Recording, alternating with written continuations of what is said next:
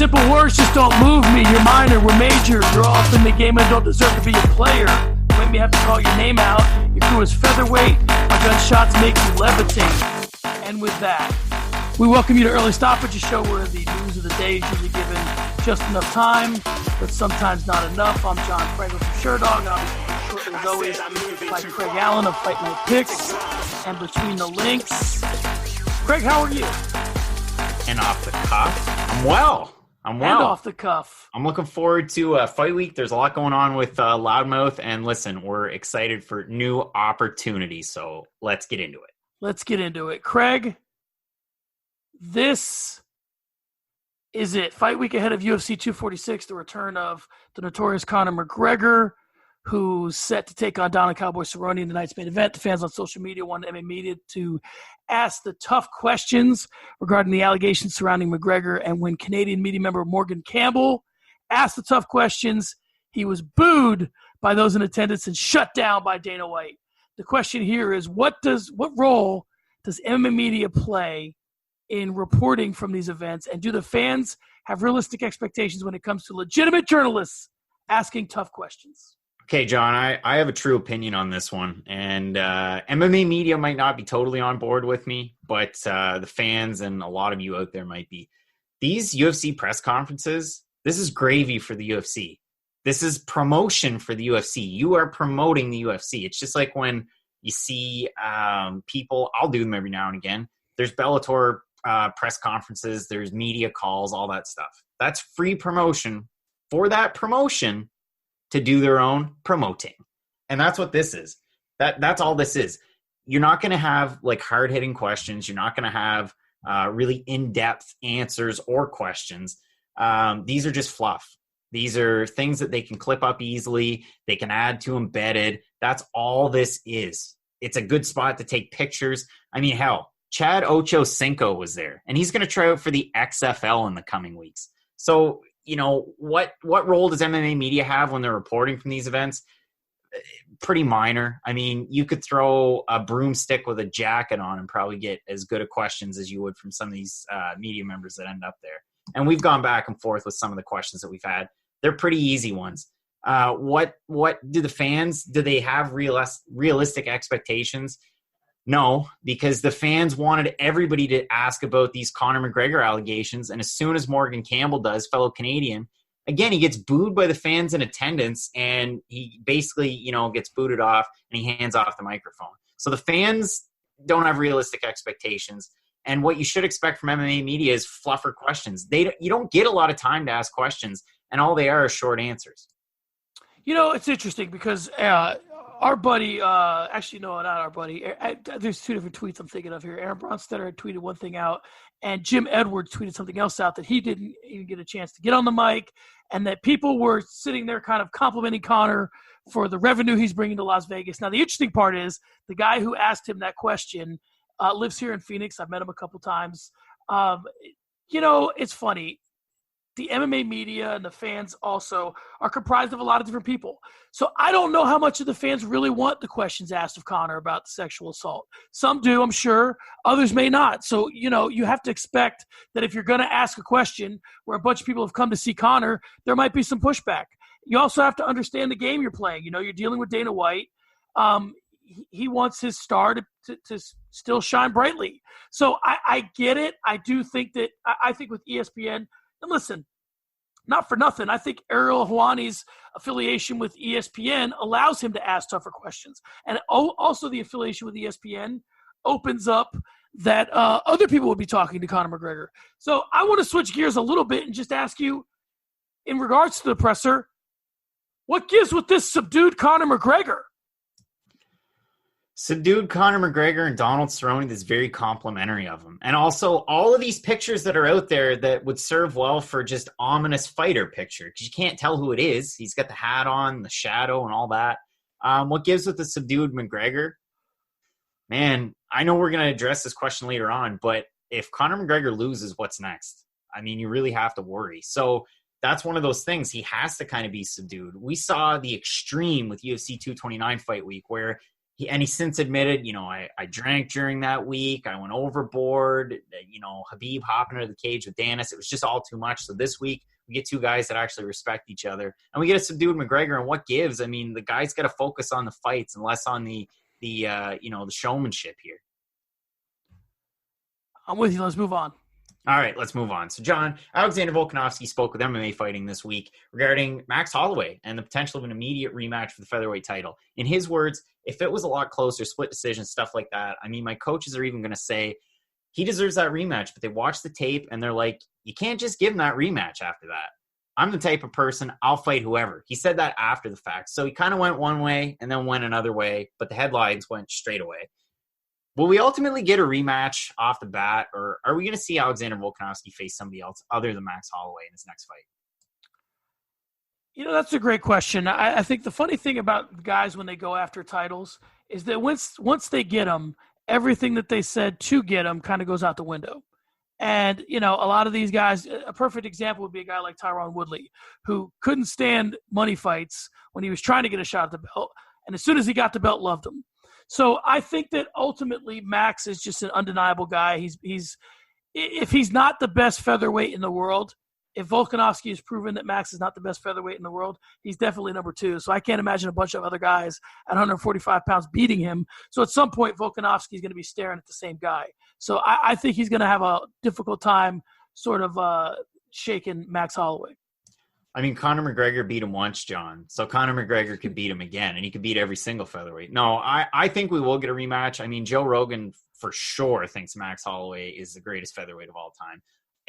Joking aside, it's hard to disagree. I think Jose Aldo is number 1, Max Holloway is number 2. Will we get a rematch? I think we should, and I think we probably will. I mean, Max Holloway is a big draw and a big superstar with the UFC. All right, Craig. Israel Adesanya has appeared on Ariel Helwani's MMA show this week, and one of the major topics revolved around Jon Jones, of course. In Adesanya's words, when speaking of Jones' legacy, people are going to remember you because you're a drug cheat. You're a steroid cheat. That's what they're going to remember. All the shit you've done after beating Shogun, no one really cares anymore because they know you cheated. Craig, is this just an attempt at selling or a fight, or what is Adesanya doing here? Is he trying to diminish Jon Jones' star to make his brighter? What's the play? I mean, listen, you can't build you can't build a house on sand. How does that old saying go? I don't know how it goes, but really what I'm trying to say here is, yeah, he's trying to build off of Jon Jones. He's trying to hook him into that fight because there's a lot more enticing fights out there for Jones. After Reyes, a move to heavyweight makes a lot more sense. Facing a guy like Stipe or DC for a third time or Francis Ngannou is right now a more appealing fight for Jon Jones than a fight with Israel Adesanya. And I get it. They're going back and forth and they're doing who's that? And they definitely know who each other are. But yeah, Israel Adesanya's talked about fighting Jon Jones, way further in the future. Is he trying to set up that fight now? Why not? I mean, Conor McGregor in the Yeehaw, that was from a press conference in 2015, and we're talking about it in 2020. So he's building those blocks, so to speak, and maybe we see a fight, but it's not going to be in the near future. I agree. All right, and we move on. John, Michael Bisping was in the news this week with the headline trending that he was sick of super fights. The direct quote is, "I'm sick of all this talk of super fights, if I'm honest. I want to see the champions defending their belts, all this jumping around. I think last year and the year before, it all got a little silly." John, Michael Bisping is a giant hypocrite here. Will we see an end to super fights in 2020? Well, you kind of said what the elephant in the room is here about Michael Bisping, which is he was fine with super fights when he was participating in them. When George St. Pierre came out of retirement and he had a belt, and Bisping had a belt that George wanted, he was quite fine to have that conversation and have that fight go down. He didn't mind super fights then. So yeah, you're right. He's a hypocrite. But that doesn't mean he's wrong. So it doesn't mean that once you stop fighting, you can't have a different perspective. Just because you benefited from something, it'd be like saying, a drug dealer can't ever think that drug dealing is wrong. So yeah, he benefited from super fights, and now he does seem a little bit like a hypocrite now, not wanting them to occur when he's out of the game. But I think super fights are never going to end. I think they're going to get just crazier because just of the sport. I think it's transitioning to if it's not already there, to more of an entertainment type entity. So yeah, I don't think super fights are going anywhere. Yeah, I mean, YouTube's Paul brothers continue to fight in boxing and have ridiculous super fights with the zone. They're going to continue in MMA as well. I mean, Michael Bisping fought a back 940s type of Dan Henderson for the rematch. And then he fought George St. Pierre, and he waited a long time before he fought George St. Pierre. So will we see an end to super fights? No, and they will not end in 2020. All right, Craig, last week we talked about oral sampling and USADA. This week we're talking about USADA again. Jessica Penne, Anthony Pettis, Sean O'Malley, Grant Dawson. We're all involved in some way or another with USADA. What's going on here with USADA? What's the state of them? It seems like they're dropping the ball before they used to kind of have their ducks in a row. Where are they at now? It was rumored, and the Grant Dawson thing's weird because his fight fell out with Chaz Skelly this week. It could be an NSAC violation. It could be a USADA thing. Details are very vague. We'll find out more tomorrow. Sean O'Malley, retroactive suspension due to a previous failed test, so it was a second. I believe he's due to fight, or he's able to fight beginning in February, early February. Jessica Penne, unfortunate, and it's weird because we haven't seen her in the cage in a long time. She's going to appeal that. Anthony Pettis is the weirdest one. John, I don't know how many times I've cut my hand on a plastic pea cup. I just can't tell you how many times that's been an issue for me. Oh, wait, it's never been an issue for me, but it's a big one for Anthony Pettis, and now he's threatening to sue USADA due to that issue. It's the weirdest story I've heard in the last week, because there's a weird one out there every week. Yeah, it's weird. It's weird. There's a lot of weird stuff going on with USADA. Coincidence? I don't know, man. I mean, really, you know what you should do? You should look into it. I agree. Listen, USADA, I think, has made the sport better. I get where people are saying that, they miss TRT Tour and they miss Juice to the Gills Brock. But listen, I think that they're doing the best they can, but occasionally they're going to drop the ball. But when they do, they have to be accountable for it. So if Jessica Penne has a legit lawsuit on her hands, if Anthony Pettis does, then they got to deal with that. That's the cost of doing business. So, that's where they stand. All right, John. Clarissa Shields continues to push for an MMA debut in 2020. And now Chris Cyborg, she hosted her own media day ahead of her fight with Julia Budd in Bellator. She's offering up some advice before Shields goes for glory, and she's really pushing for a fight with Amanda Nunes. Does a fight between Clarissa Shields and Amanda Nunes make sense in 2020, or is this all just a marketing scam?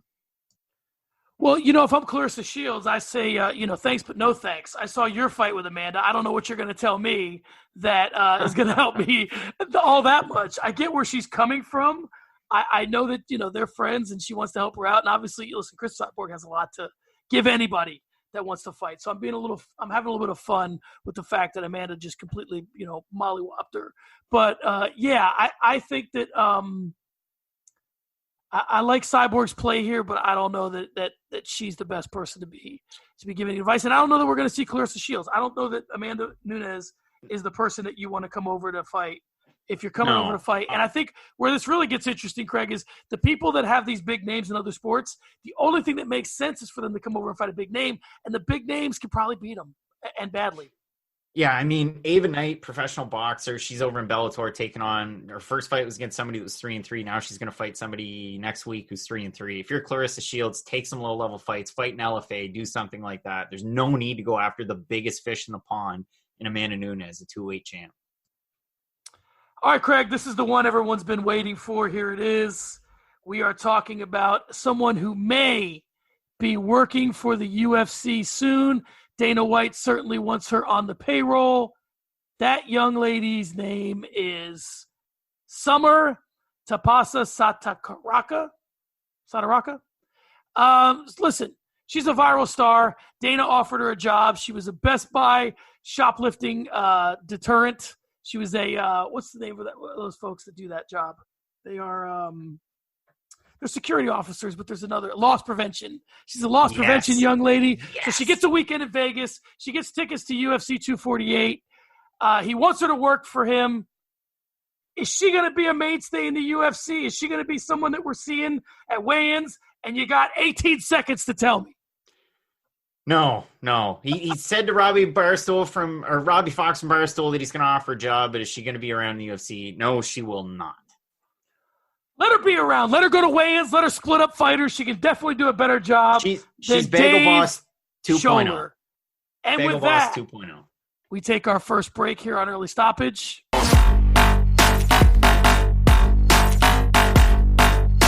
And we're back. All right, Craig, let's get excited. Let's get pumped up. Let's move on to something exciting that always gets us ready to go, always gets the blood boiling. It is time for sparring sessions. So the sparring session this week is I want to talk about Conor McGregor and his relationship with the UFC. And I want to talk about that in regards to how much. You want to talk about McGregor's relationship with the UFC? Watch some of the promo materials for this week. They're 95% McGregor, 2% Cerrone, and 3% Fahey and Pettis. And we haven't even heard about the co-main event of Holm and Pennington. You may continue. I'm with you. But here's the question.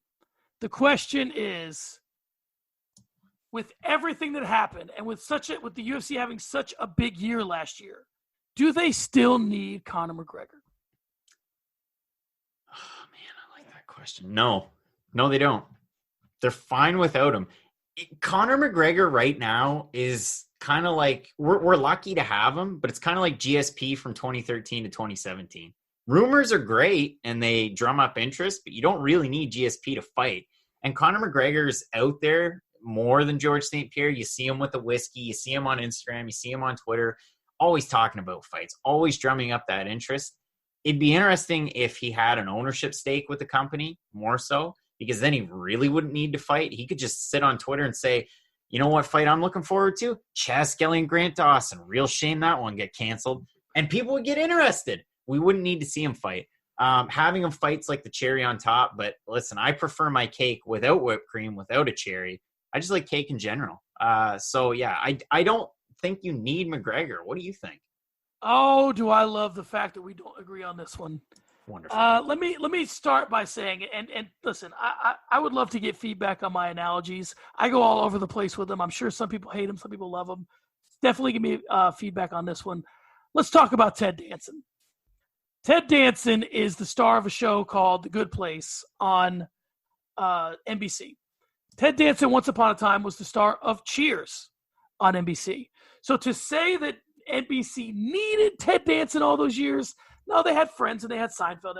But it's nice to have him. It's real nice to have him. And I think that he's more than just the cherry, right? And Conor's more than just the cherry. Jorge Masvidal's the cherry. Conor's the ice cream. You know, $80 million or whatever they're saying that he's making, the fact that he can even make that claim and have Dana not completely laugh it off means he's getting a nice little chunk of change. And you don't give that kind of money to somebody that is just kind of the cherry on the sundae. I think Conor is the ultimate needle mover. I think that, you know, he's got a big fight on his hands this weekend in terms of what the future holds. But I think Conor changes everything. Conor changes, you know, Keith and I talked about this on all angles. If Conor goes to Bellator, what does that do? If Conor goes to PFL, what does that do? It makes PFL and Bellator relevant in a huge way. Conor launched his own promotion. What does that do? Like, Conor is the biggest star we have ever had in mixed martial arts. And I think that the UFC for sure needs him because everything is different when Conor's around. Yeah, I completely disagree with you, and I can destroy your argument in one tweet from Jed I. Goodman. So he took peak UFC press conference viewer numbers. In 2020, I would anticipate more people are on YouTube than there were in 2016.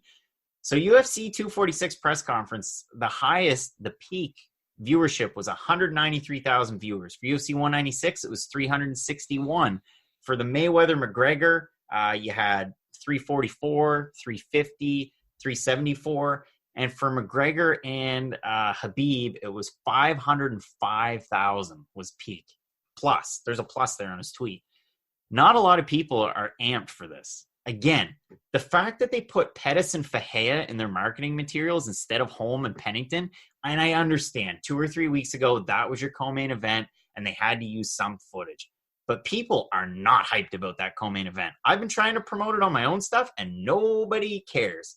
The fact that McGregor's on this card, yeah, it's great, but can he still sell a pay-per-view? I don't know. Honestly, I don't know. A lot of people are hyped about it. You can see them out and about. The videos are coming up of the McGregor fans going nuts in Vegas. They love to go nuts, which is a huge sweeping generalization, but I'll keep it in there. I don't think he's as big of a star as he was on the come-up. I don't think he's as big of a star as he was even right after the loss against Khabib. This subdued Conor is a weird Conor. This bigger Conor is a weird Conor. I don't like it. I don't think you need it. You have rising stars, especially on this card, that you can piggyback off of. I don't think you need it. He can sit behind a keyboard and eat as many jelly donuts as he wants, drink as much Proper 12, and tweet about some people to drum up as much interest as a fight like this. Well, there you have it. That's what we say. What do you say? Be sure and hit us up on our Twitters. Be sure and hit us up at Loudmouth. Also in the comments of the YouTube, let us know what you think about that as well. All right, Craig, let's move on to one of our other favorite segments that we haven't done in a while. It is over-under. Let's talk about UFC 246. I got a couple over-unders for you. We'll set the over-unders as we go. Let's have some fun with it. The first one I want to talk to you about is over-under on the number of takedowns in the main event this weekend for UFC 246, McGregor versus Cerrone. I'm going to set the over-under at 1. Over. I'll take the over on that one. Why not? I was hoping you'd set it at 2.5. Make it difficult for me. I think somebody's bound to get a takedown here. Maybe it's due to exhaustion. I'll take the over easy. Cowboy's going to shoot. Okay, let's set it at 2.5. You still take the over? No, I take the under. I think it's going to be 2. I think 2's it. Listen, I think the whole fight's going to be stand-up. I think that Cowboy, was interviewed and he said, obviously it would be in my best interest to take him down. And again, Keith and I talked about this on all angles, and I don't want to make this entire show about that entire show. But one of the things that I think that's interesting is that, listen, Cowboy likes to stand and he likes to fight. And he may not look at taking someone down as fighting. He may look at taking someone. I think Cowboy is much more of a defensive wrestler and uses defensive jiu-jitsu more than anything. So I think he's going to look to go in there and really put it to Conor. Now, if he can't, then you might get your 2 takedowns. All right, Craig, let's move on to the second one. Give me the over-under on the number of rounds this fight goes. I think that an early fight favors McGregor and a late fight favors Cerrone. So let's set that over-under at 2.5. I'll take the over on that one. I think McGregor's either going to get it done in the third. I think he's going to get it done in the third. I know a lot of people are saying that. But, again, parlay that into if Cowboy wins, 4-5 or by decision. So, yeah, I'll take the over. Yeah, I'll take the over, too. I took Conor in the third as well. With me and Keith made our predictions. I think that Conor, finds his range in the first, drops Cerrone in the second, finishes him in the third. And I think that, like you said, anything beyond the third is just trouble for Conor. So I think that he's going to have an urgency and really try and get it done. All right, let's talk about the over-under on the number of head kicks Donald Cowboy Cerrone lands. Let's set that over-under at 4. Ooh, I was hoping you'd say 4. I'm going to take the under. I'm going to get freaky with it. I mean, he's not fighting Matt Brown, and no disrespect to the immortal Matt Brown. I love Matt Brown, but I don't think you're going to see Conor McGregor on a poster due to head kicks, and I don't think he's going to get in that type of range to allow Cerrone to throw head kicks. I think he has movement enough to get out of the way. I mean, 2, 3, maybe 1, but not 4 or more. I'm with you. I'll take the under as well, and part of the reason why I'm going to take the under is because, I mean, how many head kicks is it going to take Conor out? If he lands 2 of them, if he lands any of them, Conor's having problems. But if he lands 2 of them solid or 3, I think if he landed 4 solid head kicks to Conor, he's in la-la land. So I'm going to go with you and take the under. I think Conor moves too well. Keith and I actually talked again about because we talked a lot about this fight, so I got a lot of things to reference. But that the one thing that's forgotten because he fought Mayweather in a stand-up fight, stand-up only, and because he fought Khabib in a ground fight only, we forget how that Conor was once upon a time the guy who was going to revolutionize movement, and that, he had an interesting stance, and I still think that guy exists, and I think that we may see him this weekend. All right, let's switch gears a little bit. Over under number of head kicks Holly Holm lands. We'll set that at 4 as well. Under. It's the same rhythm every single Holly Holm fight. Maybe sometimes she adds a wrinkle in there and tosses down a takedown or, throws a hook, heaven forbid. But it's usually 1, 2, 3, low kick. 1, 2, 3, low kick every single time like clockwork, or 1, 2, low kick. It's pretty predictable. I don't see a mixture of head kicks in there. And I think Raquel Pennington's going to try and clinch a lot. I know a lot of people aren't excited for this fight, and I tried to hype it and say, hey, you should be excited for it. I'm not excited for this fight. I don't think there's going to be more than 4 head kicks. Yeah, I mean, listen, once upon a time we thought Holly Holm was going to be everything. I mean, she beat Ronda, and we just expected that, that was going to just be her trajectory, that she was going to be some improvement on Ronda, and she wasn't going to be Buster Douglas. And I don't think she has been. But I'm with you. I think that I'm with you that Pennington's going to want to clinch. So I do see Holly throwing hooks and straight punches off the clinch. I don't see her throwing head kicks. So I think that I don't see her finding the space for that. And, I'm with you. I think it's going to be under for sure. All right, let me throw you a curveball here because we got a little bit of time left before our next break. Let's talk about Anthony Pettis. Over under number of, let's say, weird things that Anthony Pettis does in this fight. I'm going to set the over under at 3. Does pre-fight, pre in your last fight, cutting your hand on a P cup count? It doesn't. Okay, that doesn't count. All right, that's fair. A technique off the cage, a cartwheel into the guard, all kinds of, the kind of stuff we'd expect. Nah. You're not fighting wonky old Tony Ferguson. You're not fighting predictable old Nate Diaz. You're fighting Carlos Diego Ferreira. And this guy beat the brakes off of Rustam Kabilov, and a guy that I thought was going to go on a run at lightweight because he had a visa all of a sudden where he could just travel freely, Mirbek Taisumov. He beat the brakes off of those guys, and I had a lot of confidence in those 2 Russians. You can't fiddle around with Carlos Diego Ferreira or it's lights out. What was the over-under? 3. I'm all in on Carlos Diego Ferreira, if you didn't know. No, I'm taking the under. No. And you know what? I want to interject here. Do you think that this is Anthony Pettis' last fight in the UFC? Wow. I'm pretty sure Keith said that first, and I keep saying I'm pretty sure. I should go back and listen to every single thing that Keith's done, but I've been running this narrative. In my 2-minute prediction this week, I threw it out there. I'm going with it. I think it's Sergio and Anthony versus the world in Bellator, and we set up more Benson Henderson, Anthony Pettis fights. I think people like Anthony Pettis. I think the UFC likes Anthony Pettis. I think he's going to be around for a while. He's had worse skids than this in his career and survived them. So for me, I think that he's still a marketable fighter. He's a good-looking kid. I think he was on the Wheaties box. I think that, and I don't say he was on the Wheaties box to say that means that he should stay, but I think that sometimes the UFC takes a minute to sort of admit they were wrong, and they push this guy out there to be something, and I think that they want to see that out. I don't think it's his last fight. Last one. Over under number of elbows we see in the Macy Barber fight. If we set it at, let's say 5.5, I think Roxanne Modafferi throws more than 5.5. Is that right? You don't think Barber? So all right. So now talk to me about this. We got about a minute and a half here. Yep. Do you think that Macy? And let's transition this into something else if you really want to have fun. And here comes. Does Roxanne Modafferi win the fight? No. Does she get into a wonky? Again, I keep using the word wonky, but Roxanne Modafferi is, maybe you want to use the word hokey, wonky, weird. She fights. She's an awkward fighter, and she can find herself in great positions. We've seen that in the past. When was the last time that she got finished? It's been a long time. She's been a pro since 2003. And how old was Macy Barber then? She was 5. So, she's crafty. She's a wily old vet. And I really do think that Roxanne Modafferi could ostensibly throw some elbows. Macy Barber's an overwhelming favorite. If we look at the odds really, really quick, she's a minus 900 to mostly minus 1,000 favorite. Over 5.5.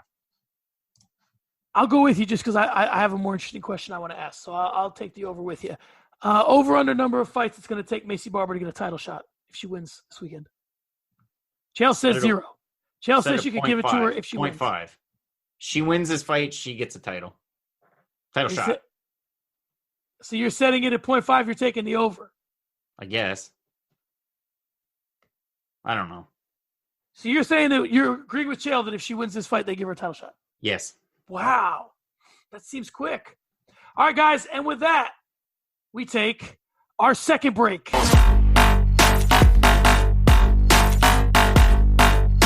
We are back. Craig. John. The time has come for your favorite segment. John, this is my favorite segment, and I have a few doozies up my sleeve. This is called Hitting the Speed Bag. And listen, for those just joining us for the first time, I start the timer on my end at 2 minutes, which I will do. And if you're sitting in your car, you don't have to set the timer. You don't even have to set it on your dash. I'll do it for you. We have 5 rapid-fire questions. John has not seen these ones. And again, hokey, wonky, weird, wily, whatever word you want to use, these get kind of crazy. So, John, are you ready? I'm ready. I'm going to set the timer for 2 minutes when I finish the first question. John, if the UFC decided today to sign the Best Buy shoplifting Crime Stopper to a staff role, who's the biggest viral star they could pair up with to try and drum up business? Who's that one that was on Dr. Phil? Catch Me Outside. Yeah. Her, okay. I would say Bagel Boss. Number 2, Tyron Woodley versus Leon Edwards is rumored, but it's not official. Robert Whittaker just pulled out against Jared Cannonier, and Israel Adesanya Romero can't seem to materialize. Give me one fighter that could fill all of those vacancies at 170, 185. One fighter that could fill all those vacancies. All 3 of those fights. Wow. I'm a little bit thrown off here. 170, 185. Let me think. Jack Hermanson. Okay, Damian Maia, easy. Number 3, Cowboy Cerrone. He had to weasel his way in here somehow. Cowboy Cerrone wore either snakeskin or alligator print jacket to tonight's UFC 246 presser. In terms of prints, rank them. Leopard print, plaid, argyle, and paisley. Argyle, plaid, paisley, leopard. For a man. You're saying for a man, like what I would wear. I don't care, just in general. Yeah, no, I would say that's how I put it. I'm going to go plaid, leopard, argyle, paisley. Not a paisley fan. Number 4. Leopard. We found something out about you today. Animal print, man. Gotcha. This year, the UFC is headed to Rio Rancho, New Mexico. Brave CF is going to Sweden, and Bellator continues to alternate between Thackerville and Uncasville, Connecticut. What forgotten location deserves large-scale MMA in 2020? What forgotten location? Wow, let's think about this for a second. Where's a place that has been on the map? You know what? I'm not going to – this is not a – I don't think this city hosted a fight. But I think the UFC should go back there just because of the history. Bettendorf, Iowa.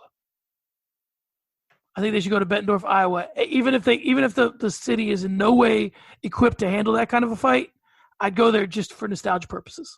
All right, we've run over the 2 minutes. I'll give you my answer, and I'll get in my 5th question because I like hitting the speed bag. Ireland or Scotland, pick between the two, and you're hitting a home run. I think Scotland's been talked about more, and they deserve it, but you got to go back to Ireland.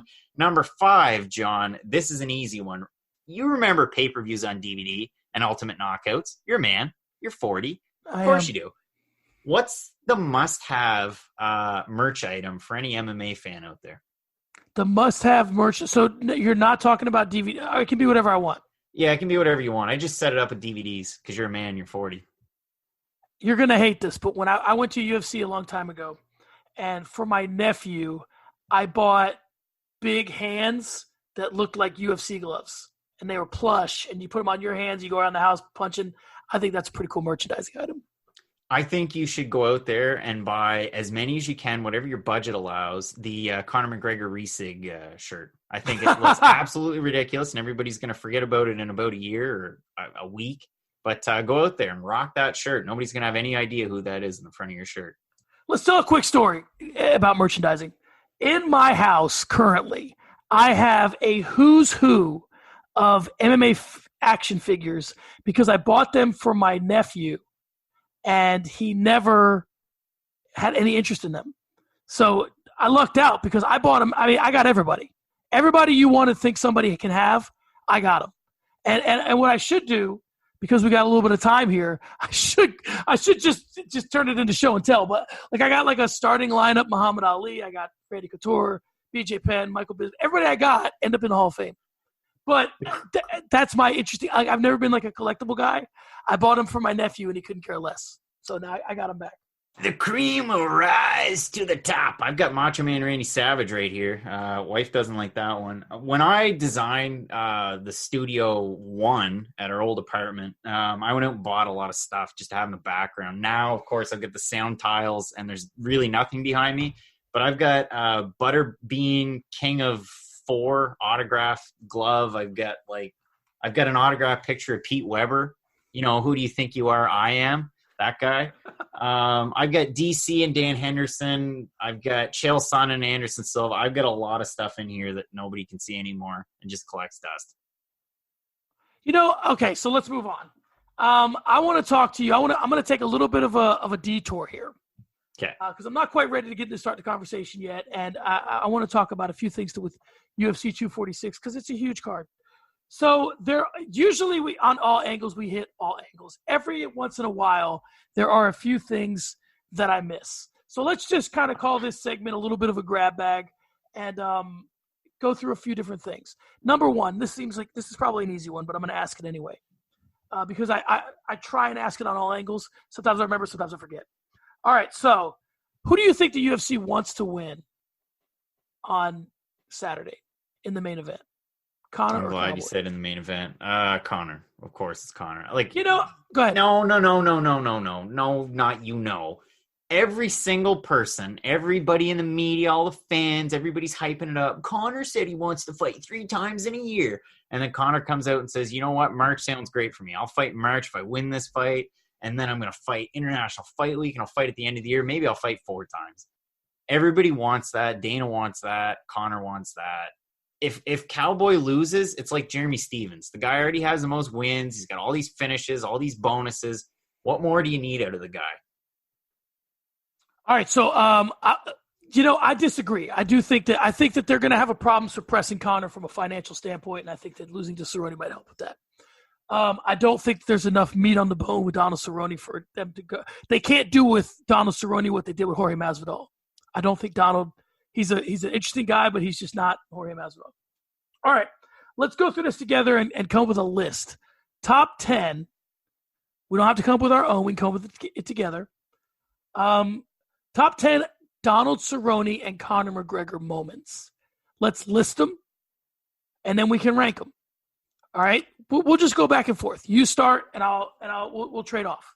The finish of Matt Brown. I mean, it's hot on my mind, but that's right up there. Okay, so for Cerrone, we have the finish of Matt Brown. I'm going to make it easy for myself and say, is that guy? Jeremy Stevens. You're up. I'm going to go with Conor as well because this is the fight that he ultimately got an interim title shot off of, and I find this man the weirdest man in MMA. I'm talking Dennis Seaver. I don't know what lab they created him in, but the win over Dennis Seaver, I mean, what a stepping stone at 145. Dennis Seaver. I'm going to go over to Cowboy, and it's funny how all my answers are kind of borderline expletives. But, when he said, not today, mother, that was my next Cowboy moment. For me, when Cowboy got the win in Denver and he was yelling for danger, wanted danger in the cage. And they've been playing that a lot this week and the embedded and in the countdown, I guess. But that was pretty important because that was when Dad Cowboy started. Cow Dad. I talked about him in the all angles. So I'm going to go back, since you did Cowboy, I'll go back to Conor. Again, I can't seem to avoid the ones that are borderline expletives. So here's mine. I really, you know what? It's a tie. So I'll go with the one that's not an expletive. Early on when Conor was winning and he got the W and he said, Dana, 50 G's, baby. That was kind of when we started to really be like, wow, who is this guy? He's super cool. That's my – I was going to go with after he beat Nate, surprise, surprise, mother, the king is back. I like that moment too, but I'm going to go with the Dana 60 G's or 50 G's. If you want me to be lame and not be, get into it, the Jose Aldo knockout. How many times have you seen that friggin' knockout? I mean, it's one of the greatest of all time. He beat the greatest of all time at 145. So that's got to be on there. Cowboys combination where he went to the head, went to the body, and then finished with a kick. I mean, it's on every highlight reel. It's, to me, the only thing it was missing was it didn't drop the guy. But everything else was there. Two more. For Rick's story. I'm going to go back to Conor McGregor. The Monster. No, you know what? The Monster Energy thing's great and all. The dolly cart. That's got to be on there. Now, we got to figure out, we're at the end of this list. Cowboys up. I think for me, the Nate Diaz fight, when him and Nate were both giving each other the finger. I think that was one of the moments when, and listen, there's some stuff you can talk about with Cowboy and Jamie Varner, WEC, but I don't know if that was everything. And Dennis Seaver, UFC 137. I mean, I like that we came up with that list kind of off the top of our head, and I like that it was kind of listen, say what you want to say, and could someone out there make a better list if they sat down and made it? But listen, we're talking about what are the big moments for these guys, and those are the ones that just popped in our heads as we were doing this. So, I mean, there has to be something to that, to the fact that those were the ones that we thought of, in the moment when we were having the conversation. All right, let's move on to start the conversation. This is how we end the show, Craig. This is an interesting one this week. I am a father. You are not a father yet. I'm sure at some point. Dog father. I'm sure at some point you will be. No. For those who are watching us on YouTube, I want to explain to everyone who these two kids are. They're the Ruffo brothers. They used to be featured in tap-out commercials. They'd be hitting the mitts, and they were these kids that you were like, okay, this is the future of MMA. All kids are going to go to gyms, and they're going to train, and they're going to someday when they're 20, they'll be these monsters. Spoiler alert, I'm not going to tell you where the Ruffo brothers are now. I did some research on it. I'm not going to reveal that because I want folks to go look it up for themselves and check out what the Ruffo brothers are up to. Now, I will say this. If they were that successful in MMA, you would know what they were up to. So that's a little bit of a spoiler alert.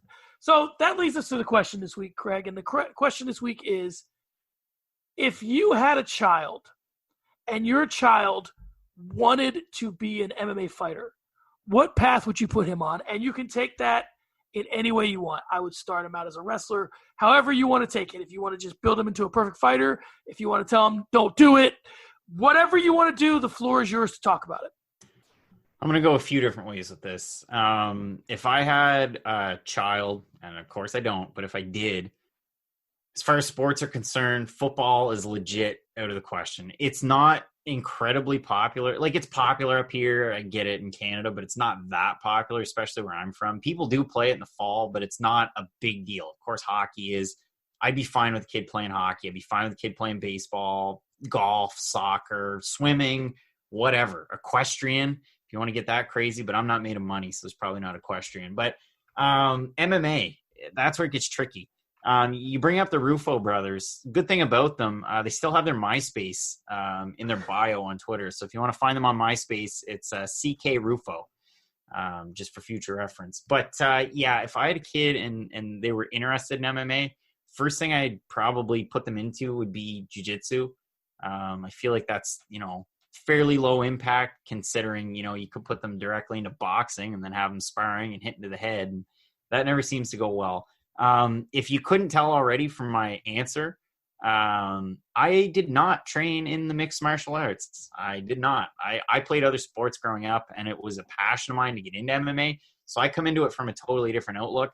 I've had boxing guys tell me, hey man, come to the gym, get into boxing. We'll do hard sparring. It's in a basement. It's gritty. You're going to build character. I'm 25. I don't have to build character. So don't try and sell me that wolf ticket. But if I had a kid, low impact. Get them started slow, and if they don't enjoy it, they don't enjoy it. Ultimately, it's their choice, but I would probably push them in that direction. I do have a kid. I have two. I have a son and a daughter. And so when I come so I'll give you a little bit of backstory. I have nieces as well.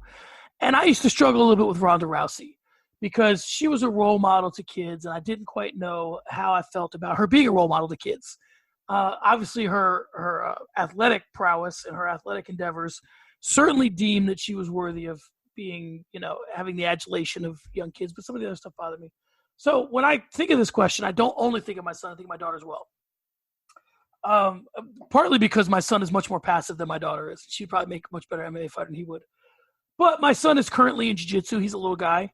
And he's been doing jiu-jitsu since his sister was born, interestingly enough. And which is about 2 years. So I did that because he's a little guy, and it's important to me that he's able to defend himself. And I'm not crazy about him being in the striking arts just yet. I don't want any other reason for him to go around hitting people than the fact that he's just a boy, and that's what boys do. So for me, I'm with you on football. He plays baseball. He plays basketball. He has not played football yet, not even flag. His friend does. His friend's father is from Texas, and he talked to me about how important I said, listen, my kid is not going to be in any sport where his head's getting smashed until he's much, much older. So if he wants to play football and he's 13 or 14, then we can have the conversation. If he's 8 or 9, there's no way he's putting a helmet on. That's just my opinion. So in terms of, my interest in him being in those sports, I don't want to push him in that direction just because I don't want to push him in any direction that I do just because I don't want it to seem like it's forced. But now let's talk about if he comes to me and he's 14 or 15 and he really wants to take this thing seriously. 100% I will tell him that he needs to be on his high school wrestling team. 100%. Because at that time, my assumption – now, before I go further, I want to say something that I saw a video that a jiu-jitsu coach put out, and I believe this, and this is why my son, I know for a fact, if I have anything to say about it, will be doing jiu-jitsu for a very long time. The jiu-jitsu coach said, what do you do if your child comes to you and says, I don't want to do this anymore. I don't want to be in jiu-jitsu anymore. And the coach had an interesting perspective. He said, what do you do if your kid comes to you and says, I don't want to read books anymore? What do you do if your kid comes to you and says, I don't want to brush my teeth anymore? Or your kid says, I don't want to take a shower anymore? The jiu-jitsu coach's thought was, this is a skill for life. Jiu-jitsu is important for you to have. I mean, listen, you and I are not black belts in jiu-jitsu, and so there's a case to be made that it's not, but this is the point he was making. So my point is that he will have done jiu-jitsu all that time. I will have him be on his high school wrestling team. And honestly, between me and you, I would tell him to go work out at the nastiest boxing gym in the city. And I would go there with him, and I'm like, if you can hack it in this boxing gym, where these are grown men who are – no, I'm just saying from a personality standpoint, not from going in there and getting in fights. If you can walk in here and have the confidence enough to stick with it and not have these guys punk you, then you're in the right sport. But if you can't, this is what you're going to deal with. So either you can handle this or you can't. I can only tell this from a personal perspective. I played hockey since I could walk. 2-3 years old, I was on skates. I played it all the way through varying levels. I played it as an adult. I take it fairly seriously. Same thing with hardball. Same deal. Have you ever seen a person, doesn't matter male or female, that decides to get into a sport later in life, even in their 20s? I've seen it. I've seen it with hockey. I've seen it with hardball. It is not fun to watch. That person, they might get bullied. They're definitely not going to pick it up like a natural, somebody that's been playing it for, 10, 15 years. I look at that the same way I look at it as boxing. So for me, at 25, to step foot in a boxing gym for the first time, and sometimes it works for people. Look at Jimmy Manoa. Jimmy Manoa found it later in life, and he became a star in the UFC. And that was all from boxing. For me at 25, I'm 5'11", 160 pounds. You want me to walk into a boxing gym and start sparring with gritty, grizzled vets? No way. No way. But if I had a kid, I understand what you're saying. I get it that way. But the head contact, all that. I played a little bit of rugby growing up, and that was a little bit different because you're not going head on head, the helmet thing, whatever. That's a totally different conversation. But in terms of jiu-jitsu, like you said, I think you ran into A, a good jiu-jitsu coach, and B, an excellent salesman because he sold you a great sales pitch. If it was any other sport and the guy said, oh, yeah, the skills you learn, other than the relationship building, team building, and all that, I think it does make you a good person. But if he said, man, the skills you learn in baseball, you're going to need those for the rest of your life. Yeah, bunting down the third base line, I'm really going to need that for the rest of my life. Hooking in an arm bar, I'm going to really need that for the rest of my life. I understand they're two totally different things, and I have a different perspective on it. But, yeah, I think you ran into a really good salesman. And I'm a little bit of a cynic, too. I think the other thing that I want to add before we get out of here is, with regards to this, is an important conversation to have with your kid as well, is that you're going into a world that is mostly populated by people that have to be in this world. Maybe not as much as it used to be, but the further you go up, there's guys that are fighting to eat. Not these guys don't. Despite what Dana White likes to say back in the day with Rich Franklin and all these other guys, these are not guys with like bachelor's and master's degrees that have all these promising jobs, and then they just decide they want to go punch each other in the face.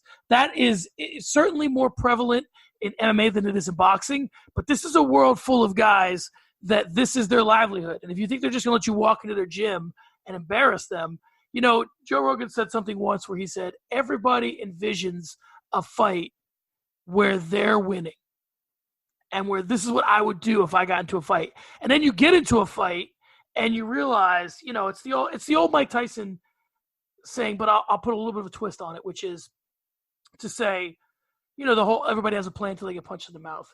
I would say this. If you can't make friends with getting beat up, and you can't make that be a little bit something that you enjoy about fighting, getting cracked and getting dropped and your nose getting bloodied, then you're in the wrong spot. And if that's not something that's appealing to you, if you don't like the physicalness of that, then you're in the wrong spot. And if I could sum it up, I agree with you. I think everybody has that inner Diego Sanchez. That sums it up perfectly. Okay, guys, there you have it. The 15th episode of Early Stoppage is in the books. Be sure and comment, subscribe, like us on YouTube, comment on YouTube. I will take 1 second while we're talking about YouTube to say something that is outside of the Loudmouth MMA Podcast Network, but deserves to be mentioned. Fight Night Picks has 1,000 subscribers on YouTube. Congratulations, Craig. Yeah, your hard work.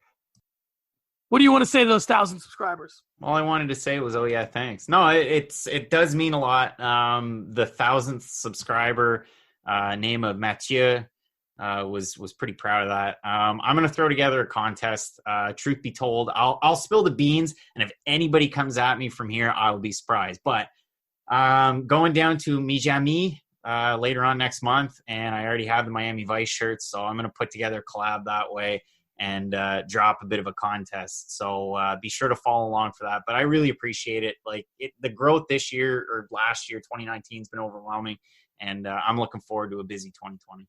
Absolutely. All right, guys. Be all sure to also listen to all the other content on the Loudmouth MMA Podcast Network, including Not Safe for Work Podcast with Kyle Steele and Fred Kirby. Between the links, hosted by Mike Heck and starring an all-star cast of writers from around MMA, including Craig Allen, including Davidson Baker, including Keith Schillen, the Loudmouth MMA Recap Show, which will be a big one this weekend because it's a Connor fight with myself and Keith Schillen, the Breakdown Show with Max and Marcel, which I believe is already out for the Connor fight. MMA Yesterday with Kyle Steele and Keith Schillen.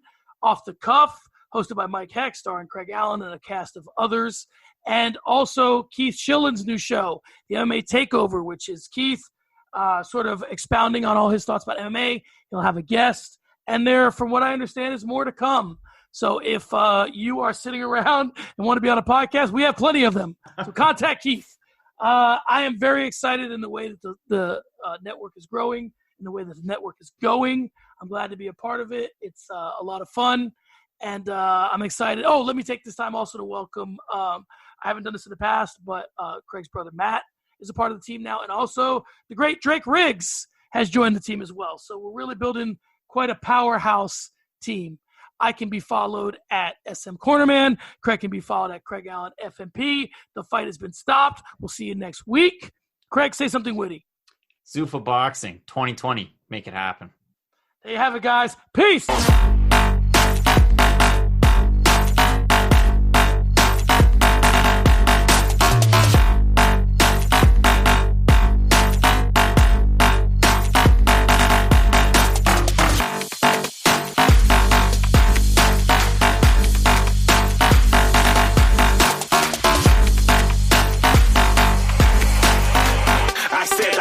Too far, get to glass.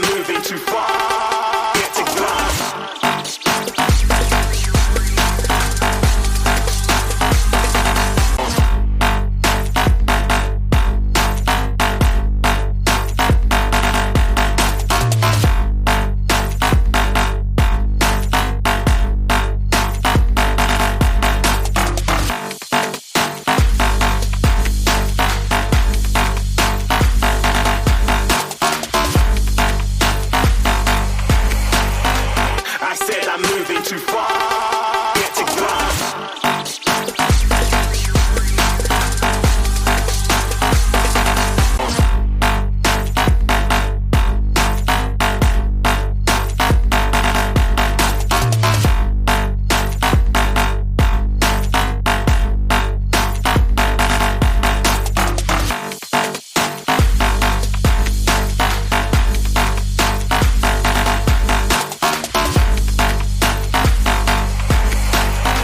I said I'm moving too far. Get to grind.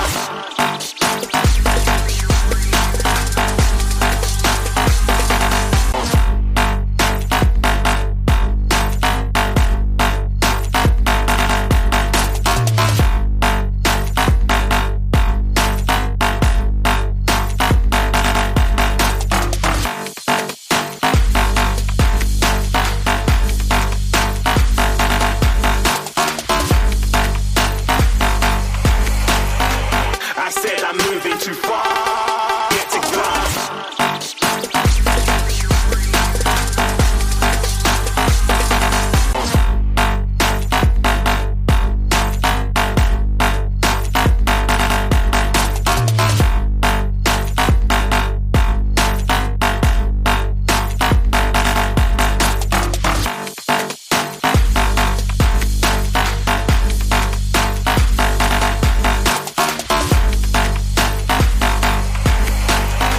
I said I'm moving too far. Get to grind.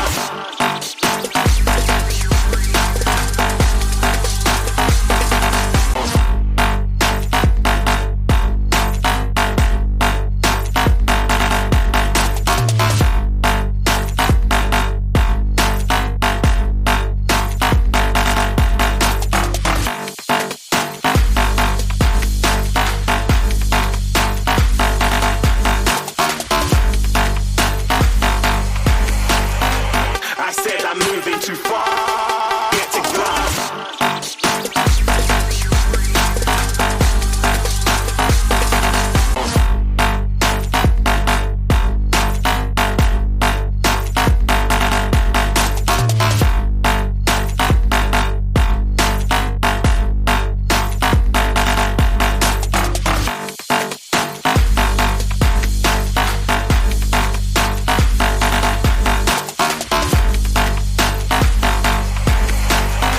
I said I'm moving too far.